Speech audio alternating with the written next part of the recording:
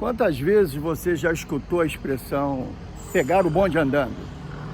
Hoje a gente vai falar sobre isso. Mateus capítulo 18, verso 20, diz o seguinte: porque onde estiverem 2 ou 3 reunidos em meu nome, aí estou eu no meio deles. Se nós retirarmos somente o versículo 20 dessa conversa, que aqui é uma conversa, ela começa lá no versículo 15, a gente vai cometer uma série de erros. Eu acredito que você já tenha cometido esse erro. Eu também já cometi esse erro. No versículo 15 que começa a conversa falando sobre o pecado de um irmão, ou sobre o litígio de um irmão. De acordo com a versão que você lê, está assim. Tem uma epígrafe lá em cima, um título. Jesus diz o seguinte: se o teu irmão pecar contra ti, vai a ele, somente você e ele. Repreende-o, conversa com ele, fala com ele. Se ele te ouvir, você ganhou o irmão. Mas pode acontecer dele não te ouvir. Então aqui vai o segundo passo que Jesus dá. Você leva 1 ou 2 testemunhas com você. E vai lá e conversa com ele novamente. Se ele te ouvir, você ganhou o irmão. Mas pode acontecer dele não te ouvir. Então ele dá aqui a terceira opção. Você pega o problema e leva diretamente à direção da igreja, ao pastor da igreja, e apresenta o problema. Pode ser que aí ele venha a se conscientizar e resolver o problema contigo, mas pode acontecer dele não resolver.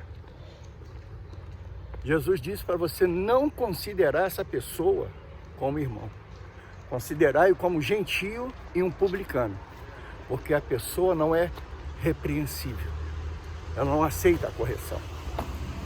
O apóstolo Paulo, lá em Gálatas, capítulo 2, verso 11, ele diz que quando Pedro, o apóstolo Pedro, chegou lá em Antioquia, Paulo repreendeu ele na cara, resistiu ele na cara, e Pedro reconheceu, porque Pedro era repreensível, e o temperamento de Pedro era tempestuoso. Então, essa conversa, esse versículo, onde estiverem 2 ou 3 reunidos em meu nome, se trata porque, quando chega no último passo, nesse último passo, de levar a igreja, e ele não aceitar, esse irmão vai ser cortado do hall de membros. Não vai ser mais considerado irmão, vai ser considerado como gentio. É a última opção que a igreja toma sobre repreensão de uma pessoa, sobre uma disciplina.